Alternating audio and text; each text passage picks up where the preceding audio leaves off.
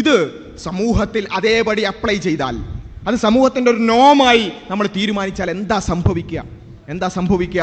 നമ്മളെ സംബന്ധിച്ചിടത്തോളം ഒരുപാട് ഉദാഹരണങ്ങൾ നമ്മുടെ മുമ്പിലുണ്ട്. നമ്മൾ കഥ പറയേണ്ട കാര്യമില്ല, നമ്മൾ ഊഹങ്ങൾ പറയേണ്ട കാര്യമില്ല.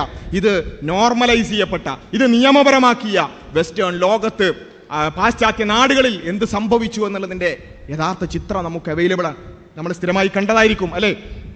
ടൊറന്റോ പോലീസ്, കാനഡയിലെ ടൊറന്റോ പോലീസ് ഔദ്യോഗികമായി അവരുടെ ട്വിറ്റർ ഹാൻഡിലിൽ പോസ്റ്റ് ചെയ്യാൻ, എന്താ നിങ്ങൾക്ക് എല്ലാവർക്കും വായിക്കാൻ പറ്റും, മിസ്സിംഗ് വുമൺ, സ്ത്രീയെ കാണാനില്ല എന്നിട്ട് താഴെ കൊടുത്ത ഫോട്ടോ നിങ്ങൾ കണ്ടു അല്ലേ? ഇത് ഫോട്ടോ മാറിപ്പോയതല്ല, അപ്ലോഡ് ചെയ്തപ്പം മാറിപ്പോയൊരു കാര്യമല്ല.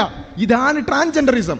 ഇങ്ങനെ താടിയും മീശയുമുള്ള പൂർണ്ണമായും ബയോളജിക്കൽ മെയിൽ സ്വയം പറയാണ് ഞാൻ പെണ്ണാകുന്നു എന്ന് പറഞ്ഞാൽ പെണ്ണായി അംഗീകരിക്കണം. സൊസൈറ്റിയിൽ അവരുടെ ജെൻഡർ അത് പെണ്ണാണെന്ന് നമ്മൾ നിശ്ചയിച്ചു കൊടുക്കണം, അവരെ പെണ്ണായി ട്രീറ്റ് ചെയ്യണം. ഇതാണ് ട്രാൻസ്ജെൻഡറിസം അല്ലേ? അത് ന്യൂസ് ആവുകയാണ്. എന്നിട്ടോ ആ മിസ്സിംഗ് കനേഡിയൻ വുമണിനെ ലൊക്കേറ്റ് ചെയ്തു എന്നാണ്, ഈ പെണ്ണിനെ തിരിച്ചു കിട്ടിയെന്ന് വാർത്ത വരികയാണ്. ഒന്ന് ആലോചിച്ച് നോക്കുക. ഇത് കേവലമായ ഏതെങ്കിലും വ്യക്തികൾ അവരുടെ സ്വകാര്യതയിൽ അവസാനിക്കുന്ന എന്തെങ്കിലും ഒരു വിഷയമാണോ? ഇത് അല്ല.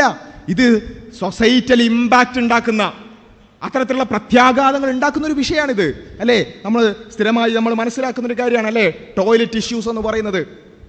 വെസ്റ്റേൺ ലോകത്ത് വലിയൊരു വിഷയമായിക്കൊണ്ട് PTA മീറ്റിങ്ങുകളിലൊക്കെ ഇപ്പം നിരന്തരമായി പ്രശ്നങ്ങൾ ഉണ്ടായിക്കൊണ്ടിരിക്കുന്ന ഒരു വിഷയമാണ്. എന്താ? ഒരു ആണിന് ഞാൻ പെണ്ണാകുന്നു എന്ന് സ്വയം ഐഡന്റിഫൈ ചെയ്താൽ മാത്രം പെണ്ണിൻ്റെ ടോയ്ലറ്റിലേക്ക് പോകാം, പെണ്ണിൻ്റെ റെസ്റ്റ് റൂമിലേക്ക് പോകാം, പെണ്ണിൻ്റെ ഹോസ്റ്റലിൽ അഡ്മിഷൻ എടുക്കാം, സ്ത്രീകളുടെ റിസർവേഷൻ തട്ടിയെടുക്കാം. ഇങ്ങനെ സ്ത്രീകളെ സംബന്ധിച്ചിടത്തോളം അവർക്ക് അവരുടെ സുരക്ഷിതത്വത്തിന് വേണ്ടി ഈ സൊസൈറ്റിയിൽ ഉണ്ടാക്കിയിട്ടുള്ള പോസിറ്റീവ് ഡിസ്ക്രിമിനേഷനുകളുണ്ട്. പോസിറ്റീവായ ഡിസ്ക്രിമിനേഷൻ ഉണ്ട്. എന്തിനു വേണ്ടിയിട്ടാണ്? അത് സ്ത്രീകളുടെ സുരക്ഷയ്ക്ക് വേണ്ടിയാണ്. ആ പോസിറ്റീവ് ഡിസ്ക്രിമിനേഷൻ്റെ എല്ലാം അടിസ്ഥാനമായ വേര് തകർത്ത് കളയുന്നതാണ് ട്രാൻസ്ജെൻഡർ ഐഡിയോളജി എന്ന് പറയുന്നത്.